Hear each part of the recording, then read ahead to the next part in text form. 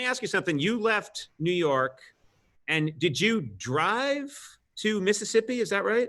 Yeah. So I was in New York for 3 months during when it was the worst, and like every other person who was there with me, you get to a point where you're like, New York's not built to live in your life in your house, because it's very small. Like my 1 bedroom, I got it when I first moved here, and I was just so busy I just never moved. And it's a studio apartment with someone slapped a wall in the middle of it and was like, hey, but it's a room though. And so as I got here, I was like, I gotta get out. I need space. I gotta get out of here, but I want to do it as safely as I can. So I had the guy who drives me at SNL. I was like, yo, could you take me down to Mississippi? I know it's a long way, but could you please take me down there? And he was like, yes. Yeah. So we took 2 days. A 2-day trip where it took 2 weeks to map out our routes where we would stop at so we would be safe, because my dad's high risk and I had to like get tested like 3 times to make sure, because I guess the tests then were like 67%, and so I was like, I gotta get tested 100 times to know that I'm like healthy. But we did it. We got down there, and it was so cool to have like space to walk around. Like my parents' house, I would just walk in the kitchen and just walk around it. I didn't even want anything. I wasn't hungry. I was just walking around because it was twirling around. I was just, guys, you guys have this?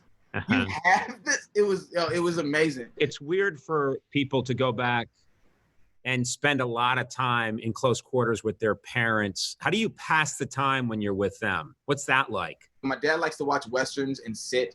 I don't think the world has changed much for my pops.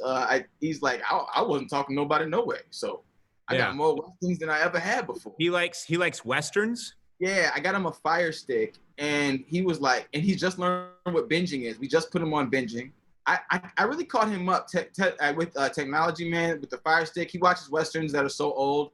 There's just like not even pictures. There's just like a guy describing what the scene is. Like a guy rides in on horse, and then Indian. Is he Indian? No. No, he's not. Just a bunch of racist guys making a movie. Yeah.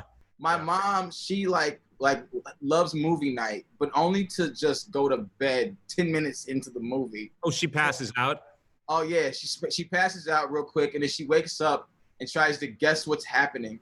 She's just like, oh, why that man live in a box? There is no box. There's no man. She's just asleep. She's like half asleep watching the movie. and she's always spoiling it, and she doesn't even know she's doing it. She's like, oh, he the killer. I can tell by his hat. I was like, that's not even like, but she's right, though. I don't understand her genius. She's always right. That's funny. Yeah, she's always on point. It's just like with the weirdest. I don't like the way his feet look. He definitely kidnapped her. Like, what? That's crazy. My mom's like if she is up, she's a big question person. Like, no matter if you've seen the movie or not, she's like, what's going to happen? I'm seeing it with you, lady. I don't know. But Knives Out is something I saw a bunch. And so I was like looking forward to her, like trying to guess the turns. Right. It was like the one movie she couldn't all the way figure out. And she was like, huh. It was almost like she was mad at the movie that it beat her. Right? She's like, uh-huh. It wasn't that clever.